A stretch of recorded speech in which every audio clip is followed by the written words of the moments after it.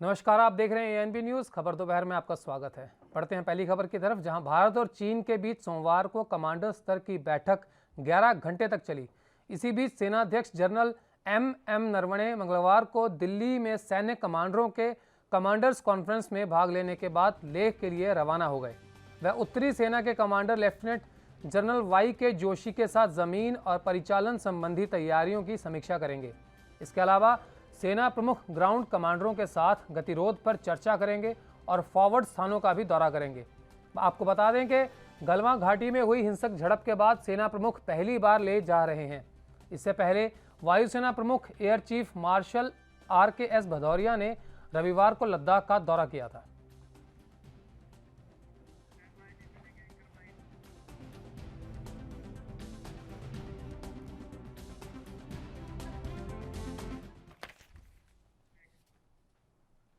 तो वहीं रक्षा विशेषज्ञ PK सहगल ने भारत चीन विवाद पर कहा है कि बातचीत के दौरान भारत ने कहा कि चीन को पीछे हटना होगा।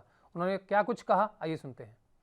हमारा कोर कमांडर लेवल पर ये स्टैंड ऑफ को लेकर बातचीत हुई। हिंदुस्तान के कोर कमांडर लेफ्टिनेंट हरिंदर और उनके चाइनीज़ काउंटर पार्ट जो वेस्टर्न तिब्बत के कमांडर हैं, ये बातचीत 11 घंटे चली। इस बातचीत के दौरान में हिंदुस्तान ने साफ तौर पे कहा है कि चाइना को पीछे हटना पड़ेगा उन जगहों पर जहाँ से वो अप्रैल में आया था। ये भी सुनने में आया कि आज chief of army staff general Rao ने लद्दाख जाएंगे स्थिति का जायजा लेने के लिए और बातचीत करने के लिए कोर कमांडर के साथ में कि कल वार्तालाप के समय क्या आउटकम। कोरोना संकट और चीन सीमा विवाद पर आज कांग्रेस वर्किंग कमेटी की बैठक हुई। इस बैठक में कांग्रेस की अंतरिम अध्यक्षा सोनिया गांधी, पूर्व प्रधानमंत्री डॉक्टर मनमोहन सिंह, पूर्व वित्त मंत्री P चिदम्बरम समेत कई नेता मौजूद रहे।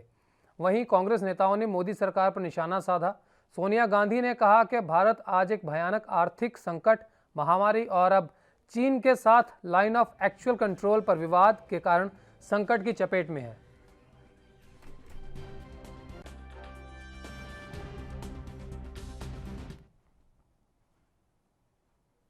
कांग्रेसी नेता राहुल गांधी लगातार मोदी सरकार पर हमलावर हैं। एक बार फिर से उन्होंने ट्वीट कर मोदी सरकार पर निशाना साधा। राहुल गांधी ने सरकार से एक बार फिर सवाल किया कि क्या चीन ने भारत की जमीन पर कब्जा किया है। राहुल गांधी ने मंगलवार को अपने ट्वीट में कहा कि चीनी आक्रमण के खिलाफ हम एकजुट खड़े हैं। क्या भारतीय जमीन पर चीन ने कब्जा किया है? राहुल गांधी ने अपने एक ट्वीट में तस्वीर भी शेयर की है।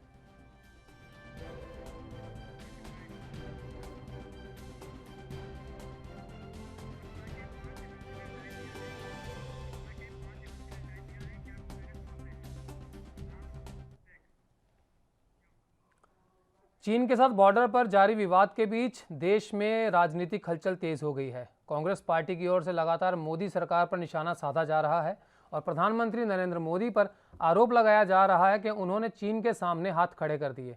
अब बीजेपी भी आक्रामक है।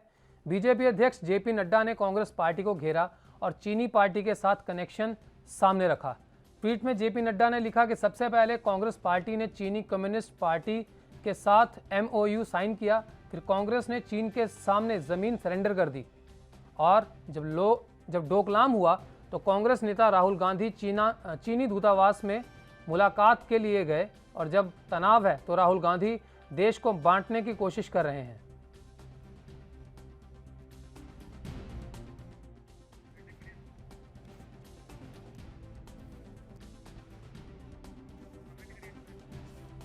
देखा जाए तो कहीं ना कहीं राजनीतिक सियासत बहुत तेज़ हो गई है, क्योंकि चीन के साथ जो हालात हमारे देश में चल रहे हैं उन हालातों को लेकर हर पार्टी अपना अपना जो जवाब है वह सरकार के सामने रख रही है, चाहे वो सरकार के साथ सकारात्मक पहलू देखे या नकारात्मक तरीके से सरकार के ऊपर कटाक्ष करें।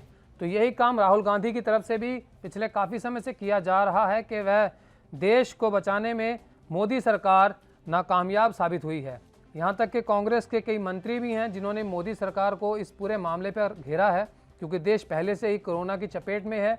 दूसरी तरफ पाकिस्तान भी अपनी करतूतों से बाज नहीं आ रहा और अब चीन के साथ ये जो मसला है वह और गहराता जा रहा है।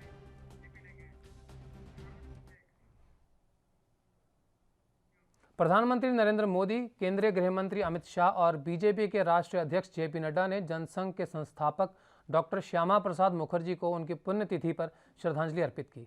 इस मौके पर पीएम मोदी ने एक ट्वीट में कहा कि भारत के महान सपूत डॉक्टर श्यामा प्रसाद मुखर्जी को श्रद्धांजलि। वहीं केंद्रीय गृह मंत्री ने भी मुखर्जी के कार्यों को याद किया और कहा कि उन्होंने भारत की अखंडता के साथ कभी समझौता नहीं किया और देश के लिए अपना जीवन लगा दिया। वहीं इस दौरान बीजेपी के राष्ट्रीय अध्यक्ष जेपी नड्डा ने भी प्रतिक्रिया दी।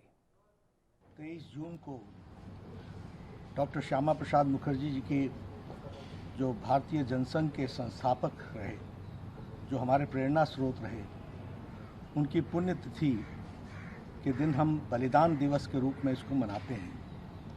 हम सब जानते हैं कि श्यामा प्रसाद मुखर्जी जी का जीवन और बलिदान यह देश के लिए और देश की तस्वीर को एकजुट रखने के लिए, एकता और अखंडता के लिए उन्होंने अपना बलिदान दिया। उनका हम सब के लिए प्रेरणा का नारा, एक देश में दो निशान, दो विधान, दो संविधान नहीं चलेंगे, इस नारे को साकार पिछले साल आदरणीय मोदी जी की सरकार ने धारा 370 और 35A को हटा करके किया। तो वहीं 23 जून का दिन अपने आप में काफ़ी अहमियत रखता है। इस दिन संजय गांधी की विमान हादसे में मौत हो गई थी। संजय गांधी पूर्व प्रधानमंत्री इंदिरा गांधी के छोटे बेटे थे और अपने कार्यकर्ताओं में खासे लोकप्रिय थे। अपने राजनीतिक कद के कारण देश में उनका वर्चस्व इतना बढ़ा कि लोग उन्हें इंदिरा गांधी के उत्तराधिकारी के रूप में देखने लगे। मगर 23 जून 1980 को दिल्ली के फ्लाइंग क्लब से उड़ान भरने के बाद उनका विमान दुर्घटनाग्रस्त हो गया। इंदिरा गांधी के कई फैसलों में उनका महत्वपूर्ण रोल होता था। उनके देहांत के बाद भारत के राजनीतिक समीकरण तेजी से बदले और इंदिरा गांधी की मौत के बाद राजीव गांधी को देश का प्रधानमंत्री बनाया गया। संजय गांधी की पत्नी बीजेपी पार्टी में लोकसभा सांसद हैं और बेटे वरुण गांधी पीलीभीत से ही भाजपा से लोकसभा सदस्य हैं। वरुण गांधी ने अपने पिता को ट्वीट कर श्रद्धांजलि दी।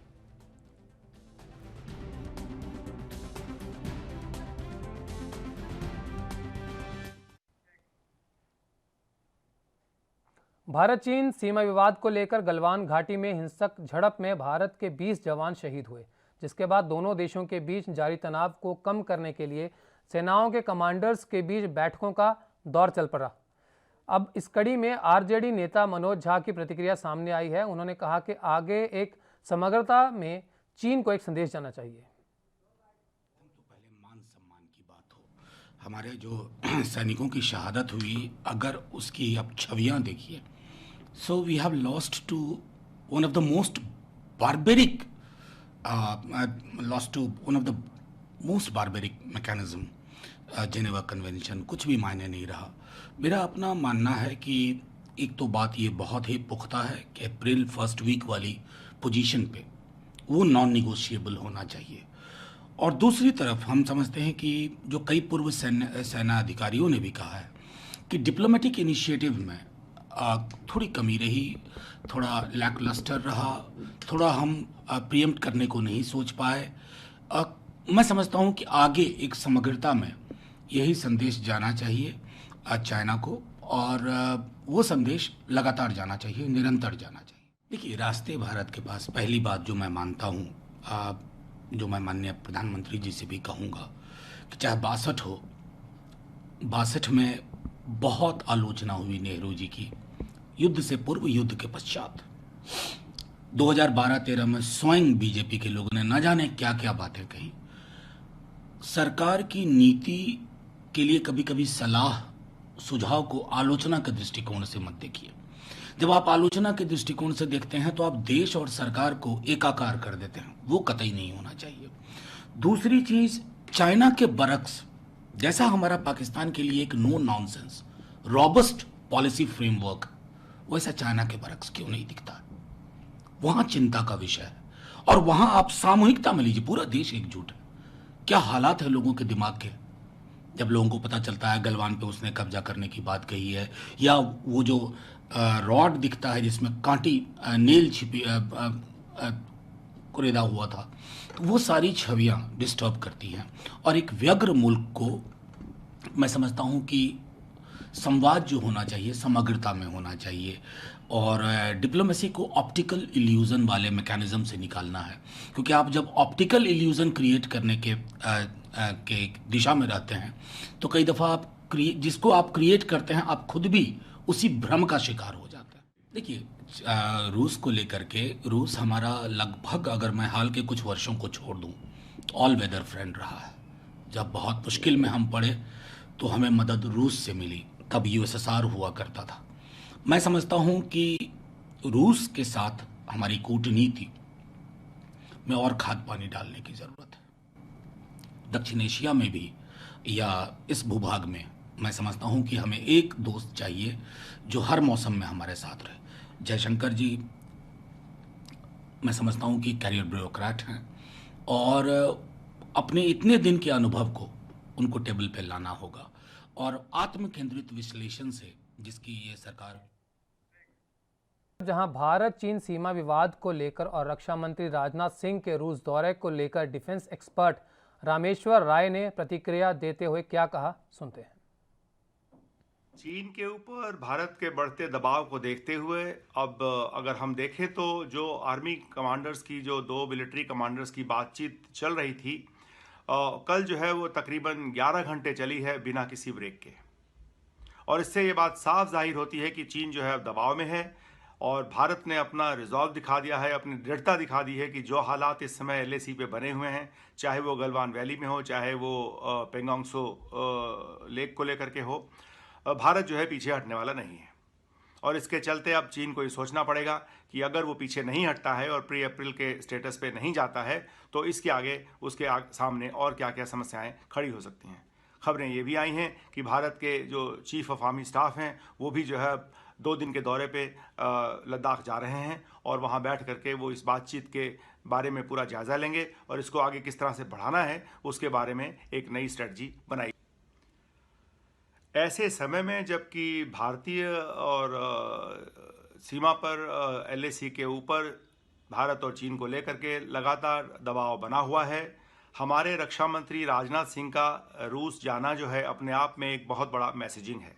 चाहे बातचीत किसी तौर पे भले ही ना हो, बायलैटरल या कोई भी बातचीत, लेकिन उनका वहाँ पे मौजूदगी जो है ऐसे समय में जबकि हमारा चीन के साथ स्टैंड ऑफ चल रहा है, अपने आप में एक बहुत बड़ा मैसेज जो है वो चीन को जरूर जाएगा और उसके ऊपर आने वाले समय में दबाव और भी बढ़ेगा। उसके चलते हमें देखना ये है कि अभी जो है जो स्टैंड ऑफ चल रहा है एलएसी के ऊपर, वो आगे किस।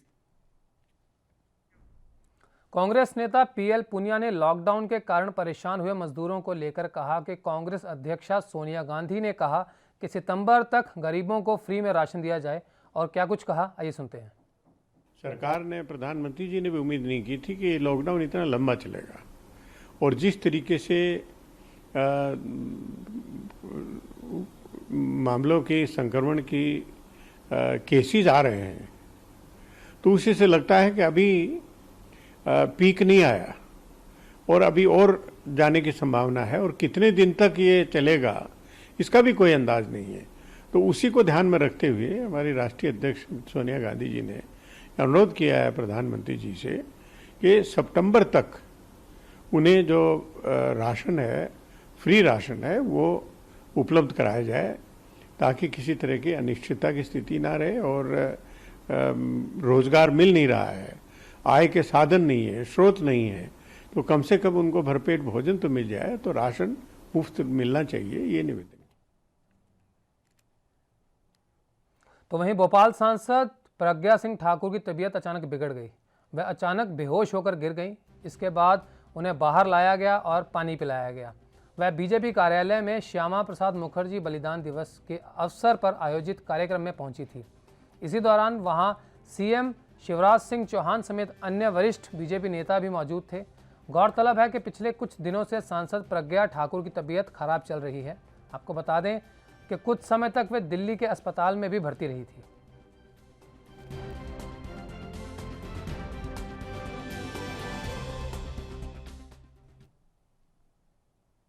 वहीं दूसरी ओर तेलंगाना के खम्माम के एक निजी स्कूल में शिक्षक रहे रामबाबू मारगानी को कोरोना की वजह से अपनी नौकरी गंवानी पड़ी, लेकिन उन्होंने हिम्मत नहीं हारी और किसी भी काम को छोटा बड़ा नहीं समझा और अपनी पत्नी के साथ मिलकर सड़क के किनारे इडली बेचने का काम कर रहे हैं।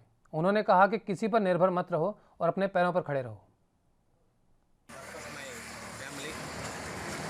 So my small request, please help me.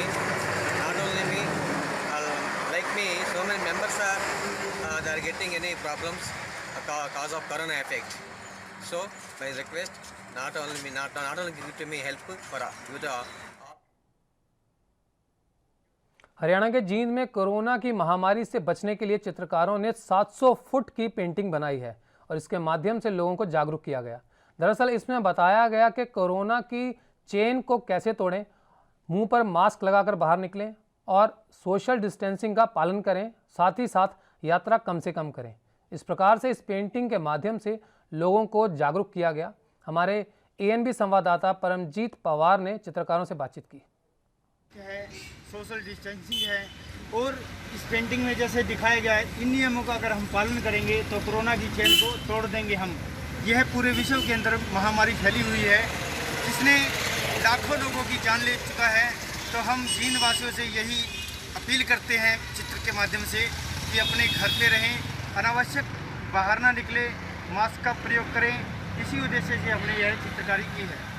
तो ये पेंटिंग है और दूसरी पेंटिंग उस साइड पे रखी है कि जो ये 700 फीट की पेंटिंग है और लोगों को जो है इसके माध्यम से समझाया गया है कि आप अगर घरों से बाहर निकलेंगे तो मास्क का प्रयोग आपको करना होगा और जो कोरोना की चैन है उसको तोड़ना होगा। लोगों को इसके बारे में जानकारी दी गई है। मेरे सहयोगी सोनू कुमार के साथ Paramjeet Pawar, ANB news, Jind. MP में आयुष विभाग ने दावा किया कि उसने बीते 1 महीने से कोरोना पॉजिटिव मरीजों पर आयुर्वेदिक काढ़े का प्रयोग किया। उसके सकारात्मक परिणाम सामने आए। आयुष विभाग कमिश्नर M.K. अग्रवाल का दावा है कि आयुष विभाग ने 133 कोविड केयर सेंटर और क्वारंटीन सेंटर के जितने भी मरीजों को आयुर्वेदिक काढ़ा आरोग्य कसायम पीने के लिए दिया, वो सब के सब ठीक हो चुके हैं। आयुष कमिश्नर के मुताबिक कोरोना पॉजिटिव 2294 मरीजों में से 2199 ठीक हो गए।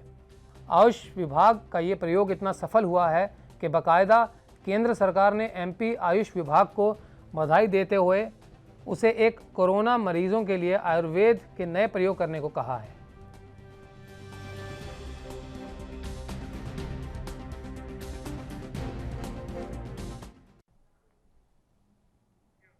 तीन महीने से बंद दिल्ली मेट्रो की सेवाएं दोबारा शुरू होने का यात्रियों को बेसब्री से इंतजार है। दरअसल लॉकडाउन में रियायत मिलने के बाद बस, ऑटो, टैक्सी समेत तमाम परिवहन सेवाएं शुरू कर दी गईं, लेकिन मेट्रो अभी तक नहीं चली, जिसके चलते दिल्ली वासियों को मेट्रो की कमी महसूस हो रही है। DMRC के साथ दिल्ली और आसपास के इलाकों में रहने वाले लोग भी मेट्रो के संचालन का इंतजार कर रहे हैं।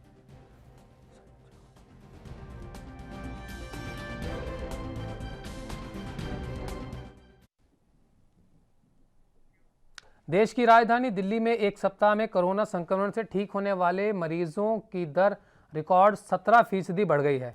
दरअसल 15 जून तक यहां कोरोना का रिकवरी रेट 38 था, जो अब बढ़कर 55.3% हो गया है। वहीं दिल्ली की रिकवरी दर पहली बार 55% से अधिक हुई है, जो राष्ट्रीय औसत के बराबर है। दिल्ली स्वास्थ्य विभाग के अनुसार पिछले एक सप्ताह से यहां रोजाना औसतन 2350 मरीज ठीक हो रहे हैं। आपको बता दें कि एक सप्ताह पहले 15 जून तक कोरोना के कुल 42,829 मामले सामने आए थे। इनमें से 16,427 लोग ठीक होकर घर लौट गए। बीते एक सप्ताह में 20 जून को रिकॉर्ड 7,725 मरीज ठीक हुए।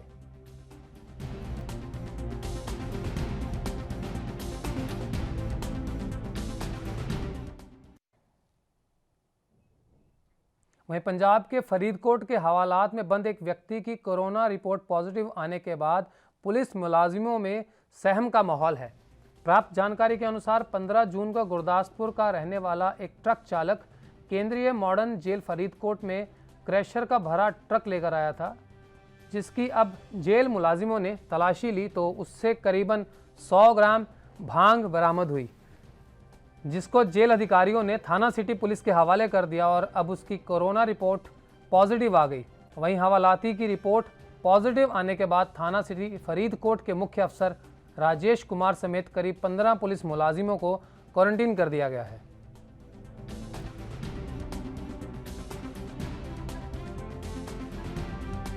तो इतने ਇਹ 15 ਤਰੀਕ ਨੂੰ ਸਾਨੂੰ ਇਨਫੋਰਮੇਸ਼ਨ ਮਿਲੀ ਸੀਗੀ ਜੇਲ੍ਹ ਦੇ ਵਿੱਚ ਆਪਾਂ ਨੂੰ ਪੱਤਰ ਆਉਂਦਾਗਾ ਵੀ ਇਸ ਤਰ੍ਹਾਂ ਕਰਕੇ ਇੱਕ ਆਦਮੀ ਹੈ, ਉਹ 15 ਤਰੀਕ ਤੋਂ ਲੈ ਕੇ ਬਾਅਦ ਚ ਉਹਦਾ ਇੱਥੇ ਹੀ ਸੀਗੀ। ਹੁਣ ਪੁਲਿਸ ਅਧਿਕਾਰੀ ਕੁਆਰੰਟਾਈਨ ਕੀਤੇ ਗਏ ਨੇ? ਪੁਲਿਸ ਅਧਿਕਾਰੀ ਵੀ ਹੋਮ ਕੁਆਰੰਟਾਈਨ ਕੀਤੇ ਗਏ। ਕਿੰਨੇ ਜੀ? ਫਿਲਹਾਲ ਤਾਂ ਜੀ ਆਪਣੇ ਕੋਲੇ ਲਿਸਟ ਹੈਗੀ ਹੈ ਜੀ, ਟੋਟਲ 18 ਆ ਜੀ ਆਪਣੇ। ਸਰ ਜਿਹੜਾ ਇਹ ਅੰਦਰ ਹਵਾਲਾਤੀ ਬੰਦ ਸੀ ਕੀ ਇਹ ਪੋਜ਼ਿਟਿਵ ਹੋ ਗਿਆ, ਆ ਗਈ ਰਿਪੋਰਟ ਹੈ ਜੀ? ਇਹਦੀ ਹਜੇ ਫਿਲਹਾਲ ਮੈਂ ਤਾਂ ਨਹੀਂ ਖੁਦ ਦੇਖੀ, ਇਹਦੀ ਪੋਜ਼ਿਟਿਵ ਰਿਪੋਰਟ ਆ ਗਈ ਹੈ। ਵੈਸੇ ਸਾਡੇ ਜਿਹੜੇ ਅਧਿਕਾਰੀ ਦੱਸ ਰਹੇ ਹੈਗੇ, ਕਿਉਂਕਿ ਮੈਨੂੰ ਹੁਣੇ ਚਾਰਜ ਮਿਲਿਆ ਤੇ ਇਹਦੀ ਪੋਜ਼ਿਟਿਵ ਆ ਚੁੱਕੀ ਹੈ ਰਿਪੋਰਟ। ਸਰ ਜਿੰਨੇ ਅੱਜ ਕੁਆਰੰਟਾਈਨ ਕੀਤੇ ਗਏ ਮੁਲਾਜ਼ਮ ਆ ਉਹਨਾਂ ਦੇ ਜਿਹੜੇ ਕਰਦੇ ਆ ਉਹਨਾਂ ਦੇ ਵੀ ਸੈਂਪਲ ਲੈ ਜਾਣਗੇ ਪਰਿਵਾਰ ਦੇ? ਕਿਹਨਾਂ ਦੀ? ਹਾਂਜੀ, ਪਰਿਵਾਰ ਮੈਂਬਰਾਂ ਦੇ ਜਿੰਨੇ ਅੱਜ ਕੁਆਰੰਟਾਈਨ ਕਰ ਰਹੇ ਹੋ ਉਹਨਾਂ ਦੇ ਪਰਿਵਾਰ ਮੈਂਬਰਾਂ ਦੇ। ਇਹ ਤਾਂ ਜੀ ਹੁਣ ਕੱਲ ਨੂੰ ਇਹਨਾਂ ਦਾ ਮਤਲਬ ਸੈਂਪਲ ਲਏ ਜਾਣੇ ਆ, ਉਸ ਤੋਂ ਬਾਅਦ ਹੀ ਇਹ ਨਵਾਂ ਜਿਵੇਂ ਵੀ ਆर्डर ਆਣਗੇ उस तरह। कोरोना संकट के बीच घरेलू और अंतर्राष्ट्रीय बाजार में सोने ने रिकॉर्ड ऊंचाई हासिल कर ली। घरेलू बाजार में 24 कैरेट गोल्ड ने प्रति 10 ग्राम 48,300 रुपये का नया रिकॉर्ड बनाया। निवेशक कोरोना संकट के इस दौर में गोल्ड को ही निवेश का सबसे सुरक्षित साधन मान रहे हैं। 23 कैरेट सोने का भाव भी 645 रुपये बढ़कर 48,107 रुपये प्रति 10 ग्राम पर पहुंच गया। 22 कैरेट सोने का मूल्य अब 593 रुपये तेज़ होकर 44,243 रुपये और 18 कैरेट का 36,225 रुपये प्रति 10 ग्राम पर पहुंच गया। वहीं चांदी भी 966 रुपये तेज़ हो गई।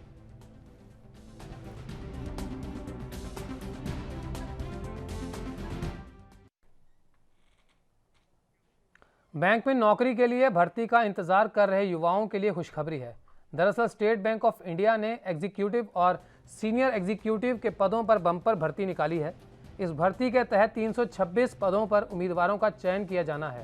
इस भर्ती के तहत चयनित उम्मीदवारों को 6 लाख प्रति वर्ष से लेकर 10 लाख प्रति वर्ष तक का वेतन दिया जाएगा।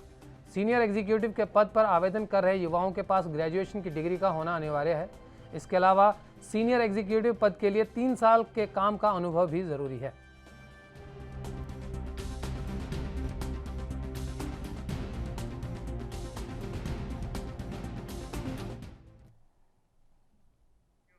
तो वहीं पंजाब के पटियाला में राजपुरा के डालीमा विहार में कपड़े के बुटीक में एक दर्जी के रूप में काम करने वाली युवती के साथ दुष्कर्म का मामला सामने आया। दरअसल चौकी कस्तूरबा प्रभारी ने कहा कि उनके पास घटना के बारे में जानकारी आते ही पुलिस मौके पर पहुंची और पुलिस ने आरोपी को गिरफ्तार कर लिया। पुलिस ने उनकी शिकायत पर मामला भी दर्ज किया और आरोपी को भी मौके से ही गिरफ्तार कर लिया गया और आगे की कार्रवाई के लिए पुलिस अपने काम में लग गई।